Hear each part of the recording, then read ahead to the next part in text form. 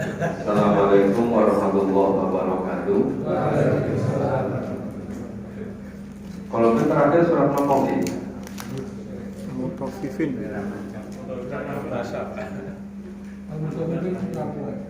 Al-Mutawidin sama.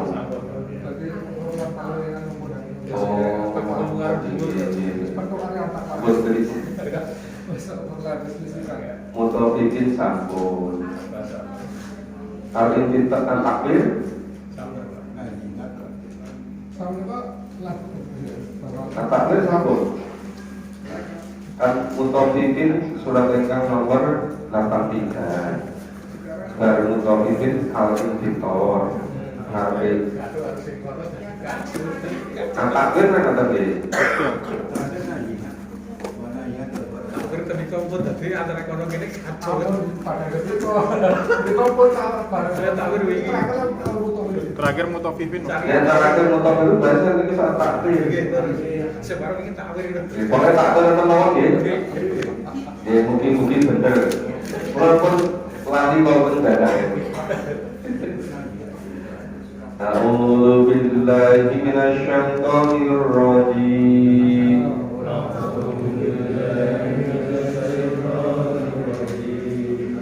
Bismillahirrahmanirrahim.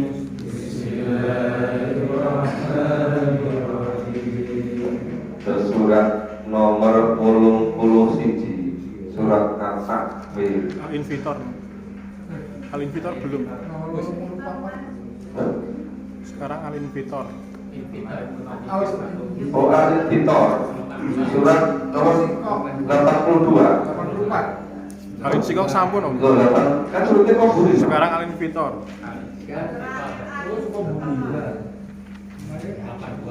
Loh, ya iya. Al-Infitar sampun nggih. Loh, kok buku malah kelingan lho sing kado.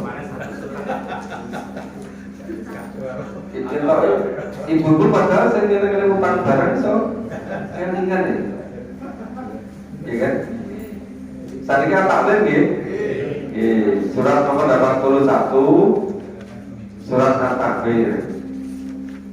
Saya baca duluan, Bapak Ibu mendengarkan dan menirukan. Idza samsu kuwirat, Idza samsu kuwirat, wa idzan nujum kadarat, wa idzan nujum kadarat, wa idzal jibalu suyirat, wa idzal isaru utilat, wa idzal wuhusu husirat, wa idzal biharu sujirat, wa idzan nufusu zuwijat, wa idzal mau'udatu su'ilat, bi ayyi dhanbin qutilat, wa idzas suhufu nusirat, wa idzas samaa'u kusitat, wa idzal jahimu su'irat, wa idzal jannatu uzlifat, alimat nafsum ma ahdarat.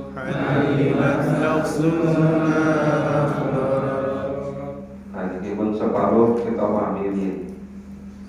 Surat At-Takbir niki salah satu surat sing kelebu sing ngendhake Rasulullah kalau ingin mengetahui keadaan hari kiamat, maka bacalah, pahamilah surat At-Takwir, surat Al-Insyikok, dan surat Al-Infitar. yang tiga berdekatan itu menggambarkan tentang situasi kondisi hari kiamat dan bagaimana keadaan di akhirat.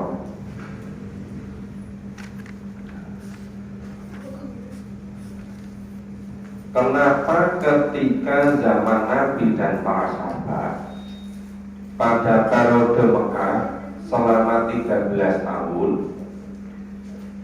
itu ayat dan surat yang turun itu mengenai keimanan, terutama terkait dengan kehidupan besok di akhirat, kehidupan di alam akhirat. Karena ini menjadi hal yang sangat penting, menjadi hal yang jadi penentu untuk kekuatan menjadi kekuatan, menjadi fondasi. Ibaratnya pohon itu akarnya.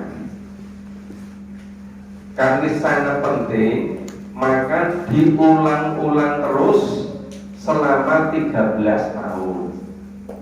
Jadi cara Allah mendidik Nabi dan para sahabat itu dengan cara mengulang-ulang terus, terutama wahyu yang terkait dengan keimanan. Karena keimanan itu menjadi penentu kekuatan keislaman seseorang.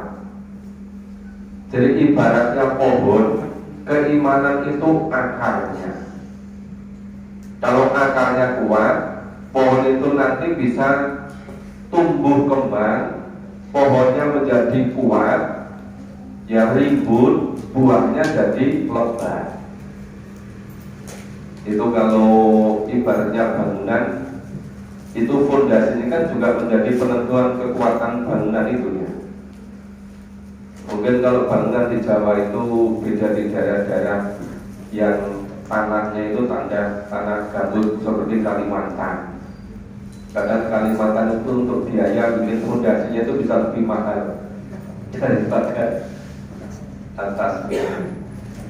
Jadi selama 2 hari keliling di Kalimantan, jadi teringatnya Kalimantan.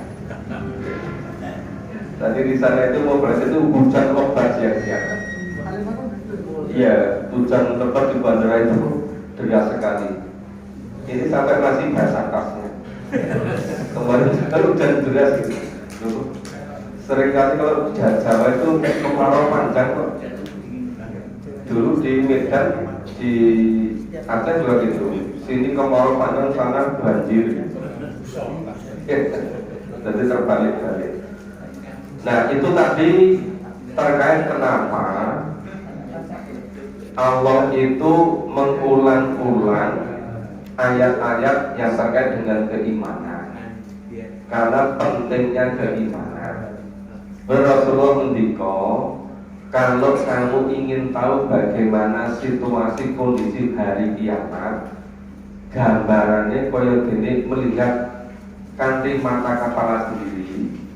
Pahamilah surat At-Takwir, pahamilah surat Al-Insyikok, pahamilah surat Al-Infitor.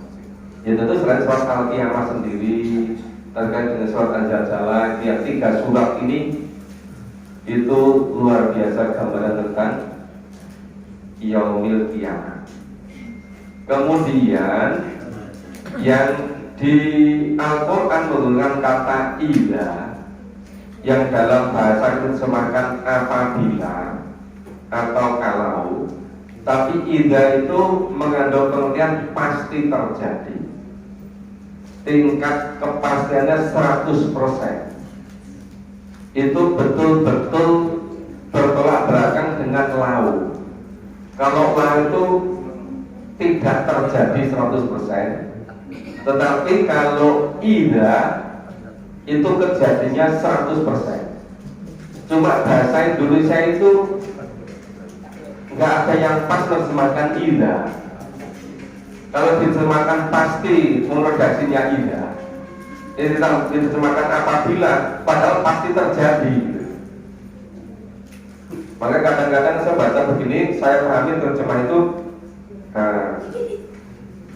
matahari pasti akan digulung. Nah kemudian dan bintang-bintang pasti berjatuhan. Itu bahasa Indonesia lebih kena itu rasanya. Meh podo bahasa Arab. Tapi kalau terjemahan apabila matahari digulung, apabila bintang-bintang berjatuhan, itu kan enteng saja. Kurang-kurang begitu yakin gitu kan. Tapi kalau pakai pasti, idza samsu kuwirat itu matahari pasti digulung. Wa idza nujumu kadarat dan bintang-bintang pasti berjatuhan. Wa idzal jibalu suyirat dan gunung-gunung pasti hancur. Wa idzal insanu utilat. Nah, itu situasi kondisi itu onta yang bunting kira-kira 10 bulan. Yang onta itu terbunting lebih lama daripada ibu-ibu yang hamil. Ya, lebih lama. Ya. Nah itu dulu waktu Al-Quran ini diwahyukan, kekayaan sebagian besar orang Arab dianggap orang kaya kalau memiliki onta bunting.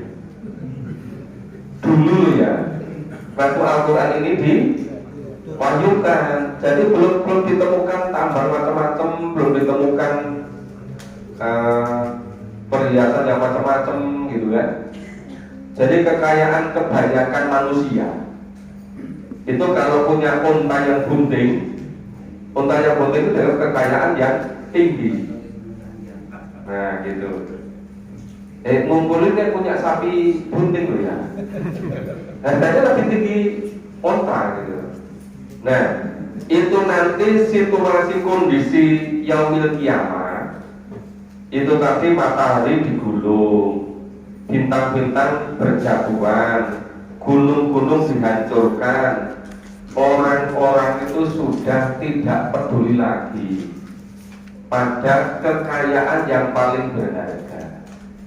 Jadi dicontohkan orang-orang sudah nggak memperhatikan ontanya yang bunting, israkober itu. Umpama sekarang itu memiliki mobil Mercy yang terbagus, kemudian ada hari kiamat, wis ra kelingan mobil yang terbaru tadi. Nah, saya ini kan menganggap, oh itu mobil sedang versi bagus itu kan. Ya dulu onta bunting gitu. Itu gambarannya gitu loh Pak. Ya. Maka wa idzal isanu utila. Ya, apabila onta-onta bunting ditinggalkan, tidak dipedulikan oleh pemiliknya. Wa idzal wufusu husirat. Ya, binatang-binatang buas, binatang-binatang liar itu dikumpulkan. Wa idzal bikaru sujirat dan lautan dipanaskan. Wa idzan nufusu zuwijat. Nah, ini betul-betul yang terkait juga dengan bagaimana manusia ketika jasadnya dipertemukan kembali dengan nyawanya, dengan rohnya. Itu artinya terjadi yaumil ba'ats. Yang yaumil ba'ats itu diingkari oleh orang-orang kufur, orang-orang yang fujur, orang-orang yang kafir, orang yang laho. Itu tidak percaya adanya hari kebangkitan, tidak percaya adanya kehidupan kembali di alam akhirat. Karena ketidakpercayaannya, maka mereka tidak mau menyiapkan diri. Nah, kebanyakan kenapa itu tidak percaya? Karena sekedar mereka itu mengikuti akal pikiran. Padahal ini masalah gaib. Masalah gaib itu baru dipercaya kebenarannya selama itu disampaikan oleh Allah.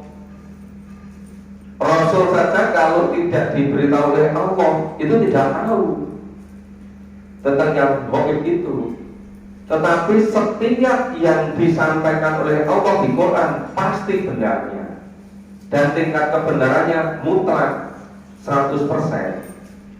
Sehingga nanti setelah terjadi hari kiamat itu manusia dibangkitkan kembali, itu artinya dipertemukan kembali antara jasad, antara fisik dengan rohnya. Dan wa'idhal ma'u jatuh su'ilah. Nah itu bayi-bayi perempuan dikubur hidup-hidup, itu su'ilah, sama ditanya bi ayyidampil kutilat, sebetulnya dosanya apa? Bayi-bayi perempuan kok sama dibunuh? Mereka itu punya salah apa? Bi ayyidampil kutilat wa idza subuhu nusirat. Nah ini juga betul-betul ini ya, ketika seluruh catatan manusia itu dibuka, itu artinya ditunjukkan seluruh perbuatan orang, ada catatannya. Dari perbuatan orang yang kufur, orang yang berbuat dosa, pendosa, yang fujur, itu di dalam kitab namanya sijil. Orang yang iman amal soleh, nerima kitabnya namanya iliyun.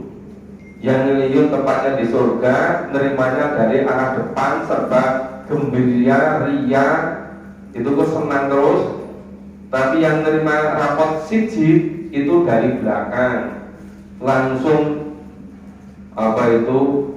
merah padam, mukanya gelap gulita. Kenapa? Tempatnya di neraka. Nah, ini wa idza subuhu nusirat. Jadi catatan-catatan amal perbuatan manusia itu dibuka, ditunjukkan semua.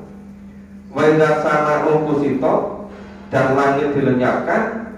Wa idza jahimu su'irat, neraka jahim dinyalakan. Kita aja nyalakan rodo suwe, wis panasnya wis temen itu loh. Jadi wis siap gitu loh. Ya kan? Baiklah, jannah terus lipat, dan surga ini malah surga didekatkan, uzlipat. Jadi orang cara kosong-kosong mau yang surga. Jadi surganya yang didekatkan orang-orang yang menerima kitabnya ngiliyun. Surganya didekatkan, apapun yang diinginkan tersedia, gitu kan. Ngalimat nafsum ma'ahdoro.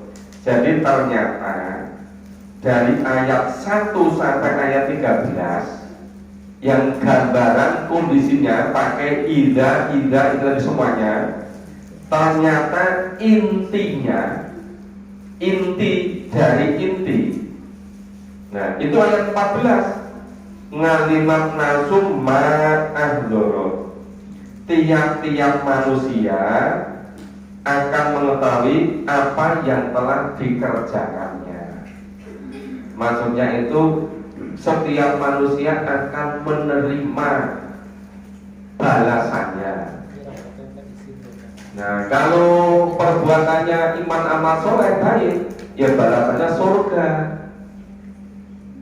Ya. Kalau perbuatannya kufur, ingkar, lago, kafir, kitabnya sijil, balasannya neraka. Nah itu sudah konsekuensi, sudah kepastian. Jadi sekarang tidak bisa berat misalnya aku tak sengaja berbuat dosa sedosa-dosanya, tapi besok inginkan surga. Kenapa? Karena dosa ini kan ditakdirkan. Karena sudah merasa taat pada takdir, maka besok berhak masuk surga. Enggak lagi begitu. Jadi betul-betul pilihan gitu loh. Jadi surga atau neraka itu konsekuensi balasan dari perbuatan ketika selama di dunia ini. Nah, Jadi dari ayat 1 sampai ayat 13 itu menggambarkan situasi kondisi hari kiamat dan berikutnya. Ujung-ujungnya itu setiap manusia akan menerima balasan dari amalnya. Jadi maksudnya kalimat nasum ma'ahdorok itu maksudnya setiap orang menerima balasan dari apa yang telah diperbuat di dunia ini. Tapi hanya ada dua tempat tuh di sana, hanya surga dan neraka. Maka klasifikasi dunia yang paling mudah hanya dua. Yang satu golongan orang yang hidupnya sepenuhnya ngikuti tuntunan Allah dan Rasul. Yang satu lagi yang tidak mau mengikuti tuntunan Allah dan Rasul. Kan jadi mudah ini ya. Nah kalau belajar di kampus itu kan itu pengelompokannya banyak, soal kecil-kecil itu nanti ngerepot gitu kan. Padahal di antara hanya dua tempat, rapotnya juga hanya ada dua. Maka yang paling mudah ya besok di akhirat itu hanya ada dua kelompok besar. Ya, satu kelompok di surga, satu kelompok di neraka. Cuma di surga itu banyak tingkat derajatnya, iya. Di neraka juga begitu. Tetapi ada pengelompokan besar itu.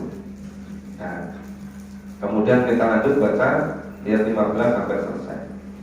A'udzu billahi minasyaitonir rajim. A'udzu billahi minasyaitonir rajim. Fala uqsimu bil khunnas. Fala uqsimu bil khunnas. Al-jawaril kunnas. Al-jawaril khunnas. Wal laili idza as'as. Wasubhi idza tanafas. Innahu laqawlu rasulin karim.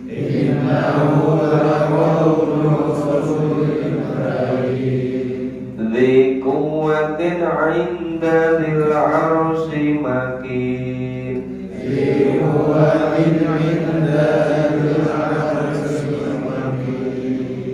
Muta'in thamma amin. Wa ma sahibukum bimajnun.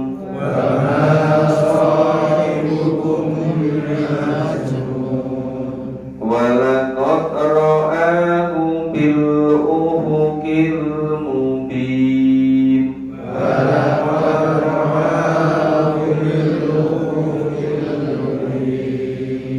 Wa ma huwa 'alal ghaibi bidhanin.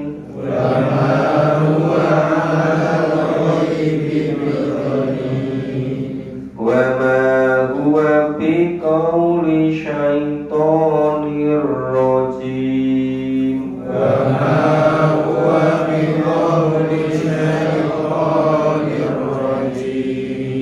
Fa aina tadhhabun.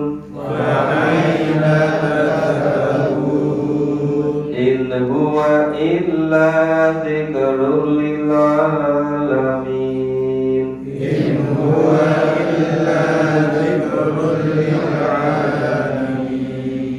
Liman sa'a minkum an yastaqim.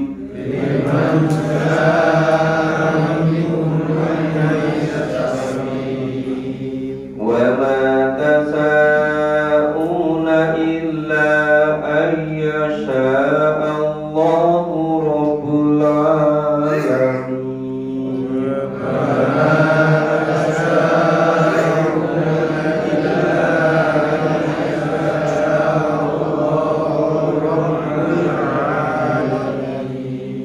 Ya, kita pahami. Fala uqsimu bil khunnas. Sungguh aku Allah bersumpah dengan bintang-bintang. Khunnas, bintang-bintang. Al-jawaril kunnas. yang beredar dan terbenar, walaili idza as'as, dan malam apabila telah gelap gulita, wa subhi idza tanafas, dan waktu subuh, waktu pagi apabila mulai menyingsing. Maksudnya sinar mataharinya sudah mulai kelihatan, fajar pagi. Innahu laqaulu rasulin karim. Innahu, sesungguhnya Al-Quran itu betul-betul, ya, betul benar-benar firman Allah yang dibawa utusan yang mulia, karim, Rasul utusan karim mulia. Al-Quran itu firman Allah yang dibawa oleh utusan yang mulia. Dikuwatin indadil arsy makin. Utusan yang mulia tadi mempunyai kekuatan, yang mempunyai kedudukan tinggi di sisi Allah. Ya, di arsy makin. Yang Allah yang memiliki ars. Ars itu apa arti yang lain selain ars? Apa? Singgasana, ya, bisa ya. Ars Allah berarti singgasana Allah ya. Nah, muto'in tamma amin, yang ditaati dan amin, dipercaya. Muto'in yang ditaati, tamma amin, kemudian dipercaya. Wa ma sahibukum bimajnun, dan sahibmu, temanmu, ma, bukanlah bimajnun, bukan orang gila. Nah, jadi cilik bareng ngerti, bodoh cilik bodoh ngertinya paham kabeh. Disik Muhammad dikasih gelar Al-Amin, dilulukan, dipercaya. Tapi begitu dapat maju, nah kok diingkari, malah mengatakan Nabi katanya orang gila. Nah ini karena rasa tidak senangnya itu. Melakot ro'ahu bil ufuqil mubin, dan sesungguhnya Nabi Muhammad melihat malaikat Jibril fi ufuqi mubin, di ufuk yang jelas, yang terang. Wa ma huwa 'alal ghaibi bidonin, dan dia Muhammad bukanlah seorang yang fakir untuk menerangkan yang ghaib. Wa ma huwa 'alal ghaibi bidonin, dan Nabi Muhammad itu bukanlah orang yang fakir untuk menerangkan hal yang ghaib. Jadi selama Allah memberitahukan, Allah perintahkan, ya tugas Nabi itu menyampaikan, karena apa? Rasul itu utusan, jadi disampaikan. Wa ma huwa biqauli syaitonir rajim. Al-Quran itu bukanlah perkataan setan yang terkutuk, rajim. Dan fa'ina tadhabun, maka kemanakah kamu akan pergi? In huwa illa dzikrul lil alamin, apa itu tiada lain hanyalah peringatan bagi alamin, seluruh alam semesta. Liman sa'a minkum ayastaqim, maka bagi siapa di antara kamu yang menempuh jalan yang lurus, ayastaqim. Tadi kan ditanya akan pergi kemana, ada tersebut. Ya, Allah sudah membentangkan jalan yang lurus.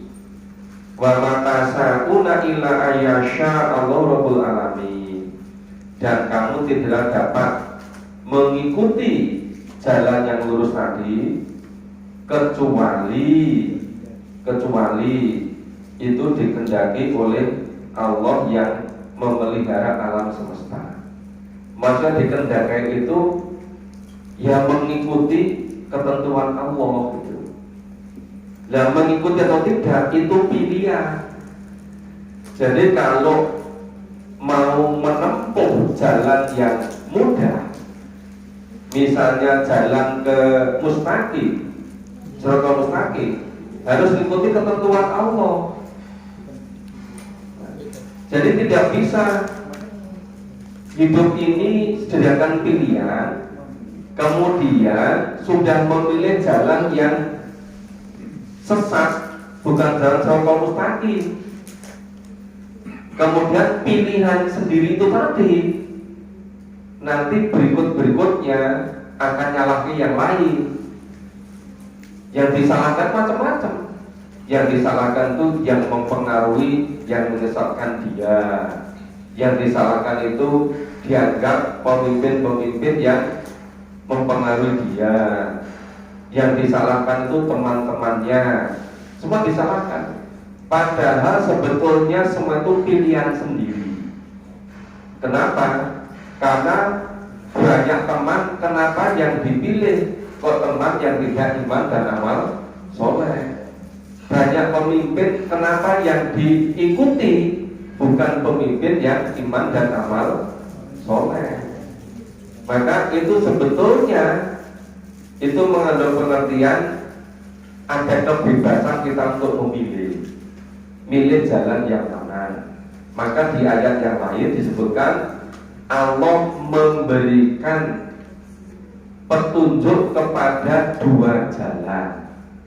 Satu jalan ke surga, satu jalan ke neraka. Satu jalan ke iman, satu jalan ke kufur. Maka Allah kasih kebebasan. Faman sa'a fal yu'min, faman sa'a fal yakfur. Siapa yang kepengen iman, silakan beriman, ini jalannya. Barang siapa yang memilih kufur, silakan, ini jalannya. Jadi masing-masing sudah disediakan. Jadi itu jawaban dari fa'aina tadhabun, akan pergi kemana? Terus semua itu kembalinya kepada Allah. Ini misalnya tadi tanya akan kemana? Oh akan bekerja. Dan bertanya lagi akan kemana? Oh akan pulang. Dan akan kemana? Akan masjid. Tapi akan kemana? Terus ditanya terus sampai nanti ketika ajalnya datang. Ya itu sudah katanya sudah sampai tempatnya itu. Artinya memulai kehidupan yang sebenarnya kehidupan, yaitu di alam akhirat. Di dunia ini kan hidup yang untuk menyiapkan besok di alam akhirat. Kehidupan yang sebenarnya adalah kehidupan besok di akhirat. Nah ini surat At-Takwir yang Allah wahyukan kepada Nabi melalui malaikat untuk memperkuat akidah keimanan Nabi dan para sahabat, karena akan menghadapi hal-hal yang luar biasa dahsyatnya, hal-hal yang luar biasa apa itu berbagai macam dinamika yang dihadapi. Maka terus selama 13 tahun ayat yang turun itu semuanya terkait dengan keimanan. Makanya era sekarang itu kalau ingin betul-betul kuat keimanannya, seluruh ayat-ayat tentang keimanan yang turun di periode Mekah itu harus dituntaskan. Baru nanti betul-betul bisa kuat keimanannya. Silakan Bapak Ibu, mungkin ada yang mau bertanya, mungkin ada juga mau menambahkan, boleh. Ibu-ibu juga boleh, bapak-bapak juga boleh, siapa saja boleh, tentang surat At-Takwir dan yang terkait. Ya, coba monggo.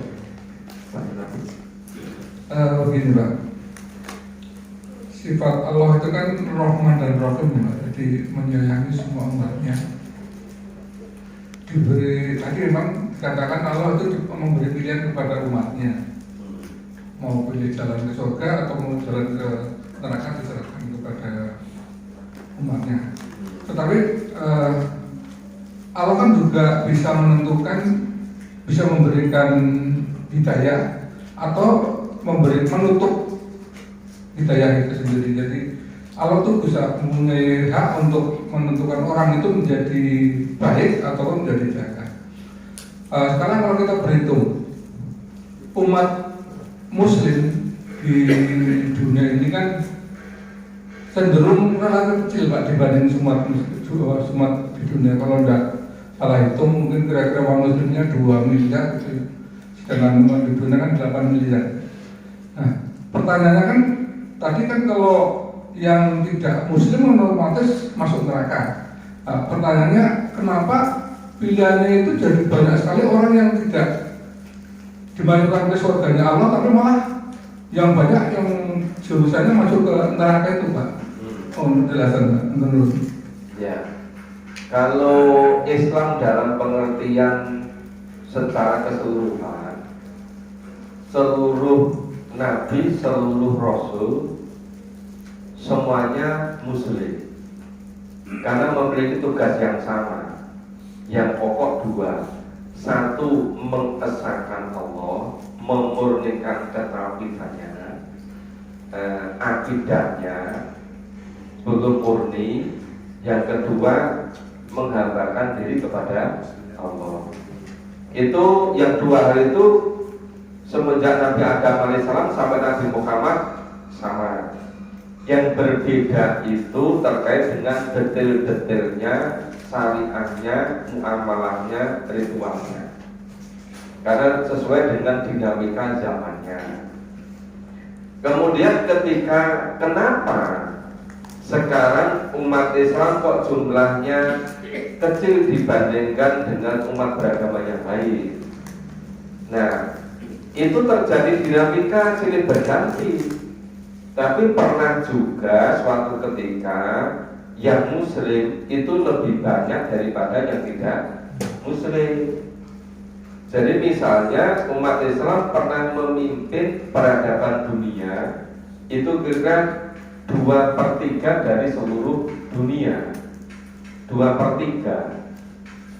Nah, itu dari segi wilayahnya. Mungkin pengaruh jumlahnya lebih dari 2/3. Bahwa kemudian sekarang ketika kalau hanya jadi dua tadi, muslim dan non muslim, itu kelihatannya mayoritas dan muslim. Tetapi kalau misalnya dari seluruh agama-agama di dunia, itu sekarang muslim sudah hampir terbanyak. Kalau dari analisis para peneliti, itu berapa tahun ke depan dengan tingkat kecepatan penambahan orang-orang muslim, terutama di negara-negara Eropa, termasuk juga Amerika, itu mungkin berapa puluh tahun lagi muslim bisa mayoritas lagi, bisa terbanyak di dunia. Kalau dari segi jumlahnya, cuma persoalannya untuk betul-betul ada peradaban Islam tidak semata-mata jumlah, tapi terkait juga dengan kualitasnya.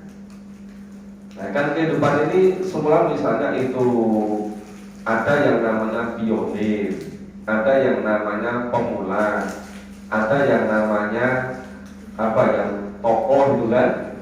Dan terus masa perkembangan terus mengalami kekuatan yang luar biasa. Nah, setelah itu nanti kan menurun, kemudian tinggal sedikit. Cuma masa ketika mulai kemasan sampai akhir ini ada yang lama sekali, ada yang tidak lama. Sama kalau digambarkan oleh Ibnu Khaldun itu sebetulnya itu seperti ini. Peradaban umat manusia itu seperti juga makhluk hidup. Ada yang mengalami masa pertumbuhan, perkembangan, mengalami kejayaan, ya. Nah, cuma masa produktif itu ada yang lama sekali, ya sampai beratus tahun, ada yang nggak sampai ratusan tahun. Nah, kan Islam sudah pernah memimpin di Spanyol di Eropa itu sampai dihitungnya itu kira 781 tahun, hampir 800 tahun. Tapi begitu Spanyol dikuasai oleh Ferdinand sama Ratu Isabella, Cuma ada dua pilihan. Pilihan itu milih ganti agama atau meninggalkan Spanyol. Nah, maka akhirnya yang Islam semua di sana 800-an tahun itu dalam waktu 8 tahun itu sudah hampir habis. Karena tinggal dua pilihan tadi. Benar kan? Nah, tapi sekarang gegap gempita lagi di mana-mana, tumbuh luar biasa. Kalau misalnya di satu belahan dunia, termasuk di Indonesia sekarang mungkin pesannya menurun, tapi belahan dunia yang lain tingkat kecepatannya bisa berlipat-lipat. Ya mungkin itu tadi terjadi pergiliran, tapi pergiliran itu sebetulnya selalu ada sebabnya. Karena namanya hukum sunnatullah, kausalitas. Termasuk jika misalnya ketika paman Nabi yang namanya Abu Thalib itu kan ditakdirkan tidak beriman. Padahal itu ketika Nabi mau ngajak pamannya untuk melafalkan kalimat tauhid, ya, itu tokoh-tokoh pemuka-pemuka Quraisy itu lebih berpengaruh, lebih berwibawa. Jadi Nabi ketika pamannya masih hidup periode Mekah, itu Nabi belum powerful. Itu kan masih masa-masa untuk memperkuat keyakinannya kan. Nabi powerful itu kan ketika sudah di Madinah, itu pun ketika sudah berkali-kali dikhianati, kemudian setelah perang Badar itu mulai kelihatan betul, apalagi setelah perang Khandaq itu. Mereka sampai sudah menyiapkan seluruh kekuatan full itu, siapa selama 1 tahun. Dan jumlahnya mungkin 3-4 kali lipat secara dohirnya loh Pak. Nah, apalagi kalau kita ingat itu, gimana yang mau bikin panik pada bulan Ramadan, waktunya tinggal 3 minggu, padahal panjangnya itu hampir 5 kilo, dalamnya 5 meter, lebarnya 4,5 meter. Jadi kenapa itu hampir 5 kilo? Itu jalan yang memungkinkan bisa masuk ke kota Madinah. Kenapa itu jalannya 5 meter? Karena nanti kalau tentara berkuda tadi itu jatuh, nggak bisa bangkit lagi. Kenapa lebarnya hampir 5 meter? Kalau kuda meloncat, dia tidak nyampe. Sehingga Nabi dan para sahabat atas usulnya Salman Al-Farisi cukup nunggu di dalam. Begitu tentara yang berlapis-lapis tadi azab tadi kan sudah ngepung kota Madinah selama 3 minggu, sudah mulai capek, kekurangan logistik mulai berkurang, mulai gantung, mulai capek itu kan. Nah, didatangkan angin topan puting beliung. Nah, kemudian dimunculkan rasa takut dalam hatinya. Kemudian didatangkan tentara yang tidak kelihatan, para malaikat. Kawan cabut semua, habis semua gitu. Nah, dulu ketika di Mekah, Nabi Muhammad masih bentuknya sedikit, dari kalangan menengah ke bawah, jadi sepele gitu loh. Baru ibaratnya baru mulai belum lama gitu. Sehingga paman Nabi itu setiap mau dituntuni Nabi melafalkan syahadat kalimat tauhid juga ini pakai sama pembesar-pembesarnya tadi.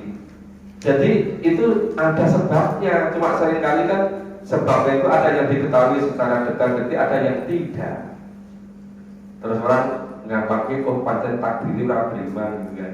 Padahal semuanya ada sebabnya. Kan mulai sekarang juga gitu.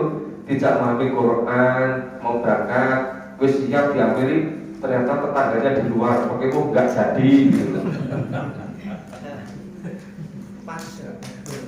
Saya pernah beritahu juga, sudah dari celaka lama diambil pakai mobil, nggak jadi berangkat lagi. Lain waktu saja ya masih. Padahal sudah janjinya sudah siap itu kan. Lama-lama nggak berangkat juga. Kelihatannya itu takdirnya. Padahal itu pilihan sendiri loh. Ya karena belum paham Quran, jadi belum tahu Kalau hidup di dunia itu hanya sangat sebentar, bahwa 1000 tahun di dunia ini hanya sama dengan satu hari di sisi Allah besok di akhirat. Sehingga kalau kita hidup di dunia ini misalnya umurnya 70 tahun, 80 tahun, mungkin tidak ada 1,5 jamnya besok di akhirat. Nah, kenapa hidup ini kok mementingkan yang kira hanya 1,5 jam? Nggak ada. Kenapa nggak mementingkan hidup yang kholidina biya abada besok di akhirat? Nah, karena belum memahami Quran seperti itu. Maka ya pertimbangannya bukan karena hidup yang pada besok di akhirat. Yo, kebanyakan umumnya orang, gitu kan? Kalau misalnya, wah, ternyata setiap malam Selasa di Masjid Al-Barok itu yang dipahami ternyata Quran. Ada yang semakin yakin, semakin senang, kalau ini yang akan kelewatan. Tapi ada yang, ya saya maunya beragama Islam, tapi bisa nggak kalau nggak usah pakai Quran gitu? Iya kan? Ya beragama Islam itu pada umumnya gitu loh, nggak usah pakai Qurannya dulu juga, apa-apa kan nggak pakai Quran gitu kan? Saya juga tidak ngerti Quran barangnya ya pokok gitu kan? Nah itulah namanya pilihan. Tapi seluruh pilihan itu ada konsekuensinya. Seluruh pilihan itu ada balasannya gitu loh. Jadi yang namanya takdir itu sebetulnya ada sunnatullahnya, ada kausalitasnya, ada yang kelihatan nyata, ada yang tidak begitu kelihatan. Nah begitu secara singkat. Ada yang lain monggo?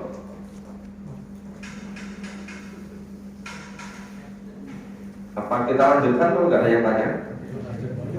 Lanjut. Berarti surat sebelumnya, surat Abasa, surat ke-80. Ini juga surat Makkiyah. Oke, kita baca. A'udzu billahi minasyaitonir rajim.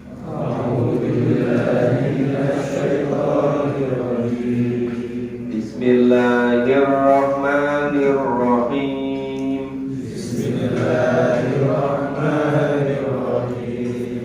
Abasa wa tawalla.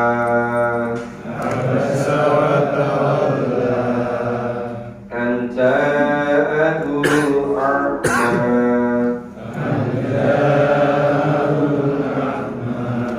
Wa ma yudrika la'allahu yazakka.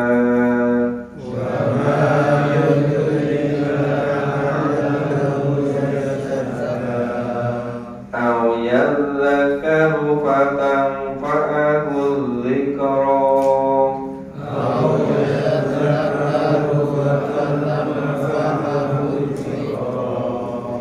Amma man istaghna.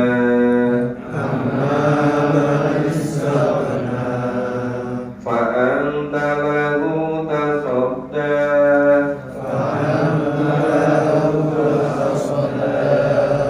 Wa ma 'alaika alla yazzakka.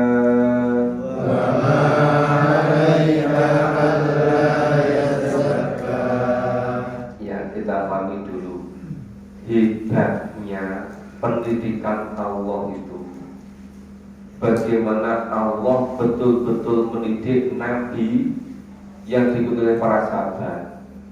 Itu kira-kira baru ada sedikit saja yang kira-kira kurang tepat menurut Allah, itu langsung diingatkan oleh Allah. Ini ketika setelah zaman Nabi nggak ada lagi. Tapi ketika masa Nabi, begitu ada sedikit saja kelihatan kurang tepat, Allah langsung mengingatkan.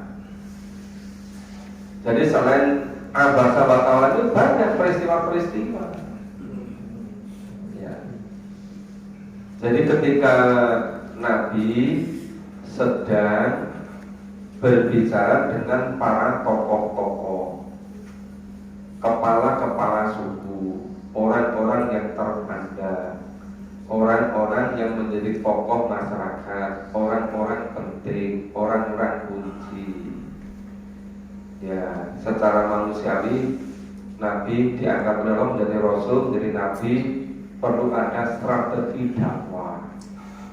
Nah, barangkali menurut Nabi ini nanti kalau para pemuka masyarakat ini ikut Nabi sudah beriman, tentu orang-orang yang lain akan mengikuti tokoh-tokoh tadi.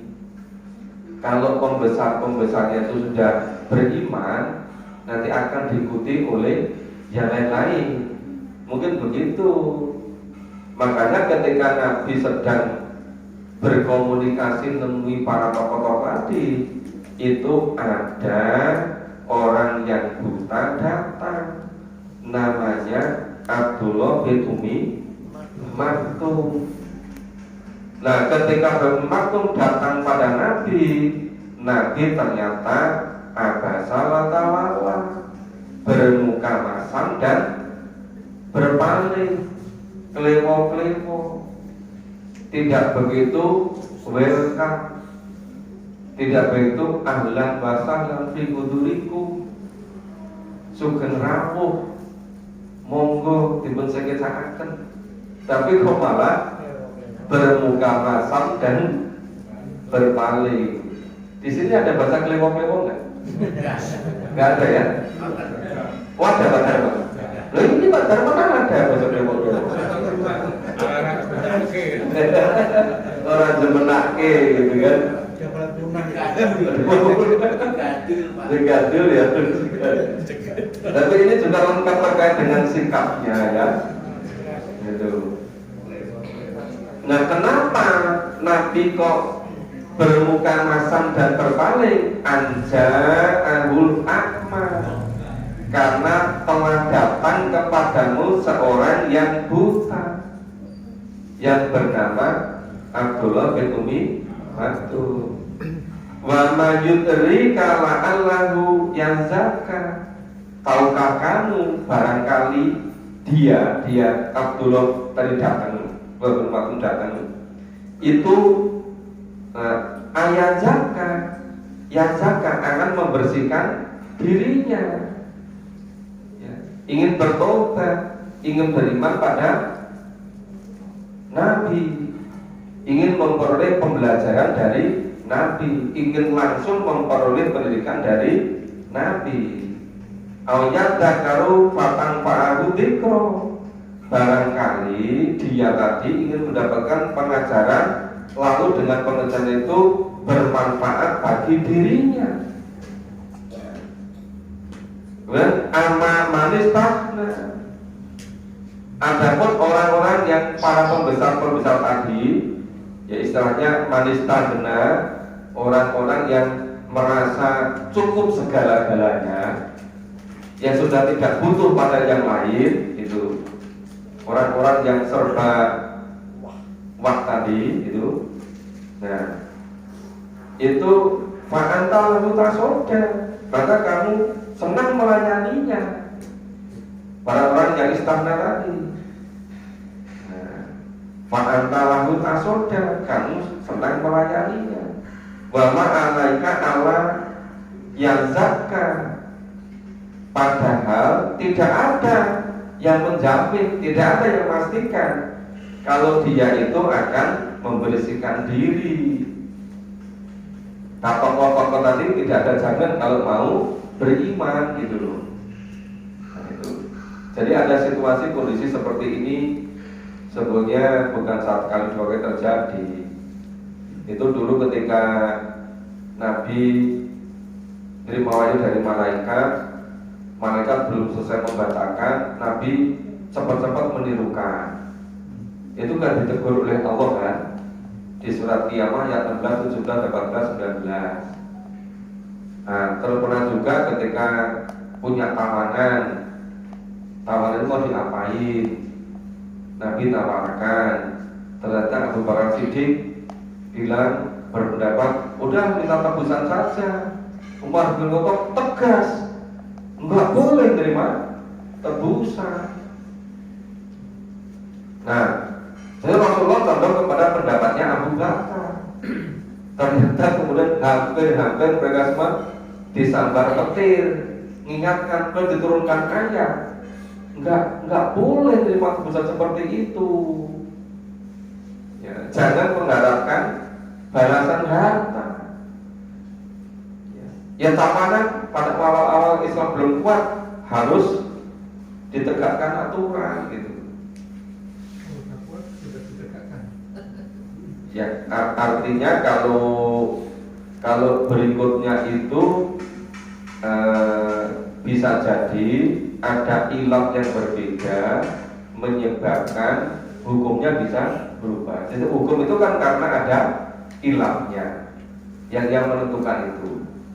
Ketika Islam itu ya itu belum kuat, ya, itu nanti kalau ketika tawan itu kemudian terus sama ngeremehin, gampang nanti kan kalau ketawanan bisa ditebus gitu kan, diremehin dianggap kurang tegas gitu.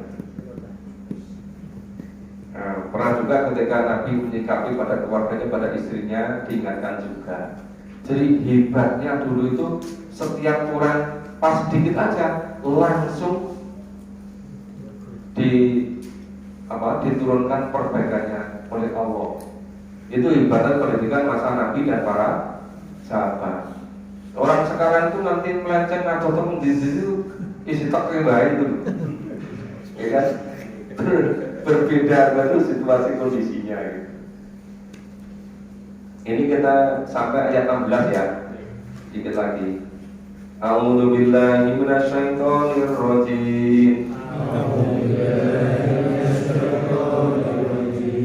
Wa amma man ja'aka yasha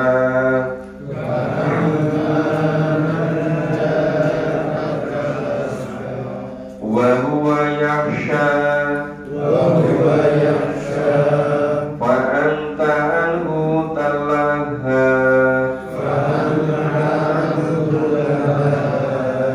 kalla innaha tadhkirah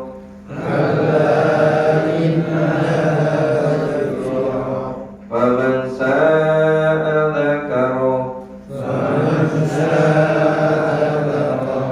fi suhufin mukarramah marfu'atin mutahharah bi aidi safarah kiramin bararah. Ya kita pahami ayat 8. Fa amma man ja'aka yas'a. Adapun orang yang datang kepadamu dengan segera, itu punya Abdullah bin Maktum tadi. Itu ja'aka yas'a, datang kepadamu dengan segera. Wa huwa yakhsha. Dia itu datang karena takut pada Allah, yakhsha. Fatahu talaha. Maka kenapa kamu kok tidak menghiraukan? Kok malah kamu berpaling? Ya kalla innaha tadhkirah. Sekali-kali jangan demikian. Sesungguhnya ajaran-ajaran Allah itu adalah suatu peringatan, tadhkirah. Faman sa'a dzakara, maka barang siapa yang menghendaki tentulah ia memperhatikannya. Ya dzakara, saat menginginkan. Fi suhufin mukarramah, di dalam kitab-kitab yang dimuliakan. Nah, kitab-kitab yang dimuliakan itu kitab-kitab yang diturunkan kepada para nabi, para rasul. Marfu'atin mutahharah, yang kitab-kitab tadi ditinggikan lagi, disucikan. Kenapa? Maka layamasu ila mutahharu. Firman Allah, wahyu itu tidak pernah mau tinggal pada hati seseorang jika hati itu tidak bersih. Harus betul-betul bersih, harus murni.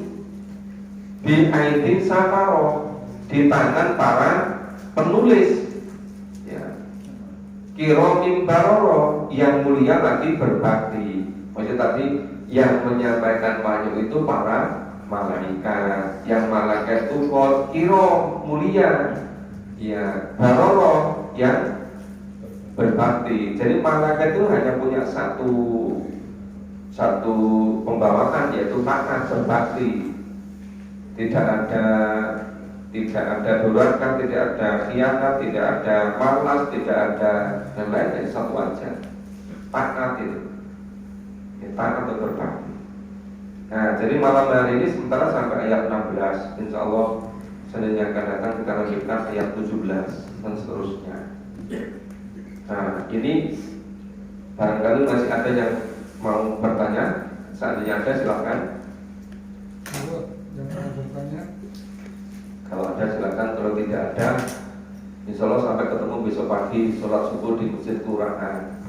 2 hari karena sedang di Kalimantan, nggak ke Masjid Kelurahan.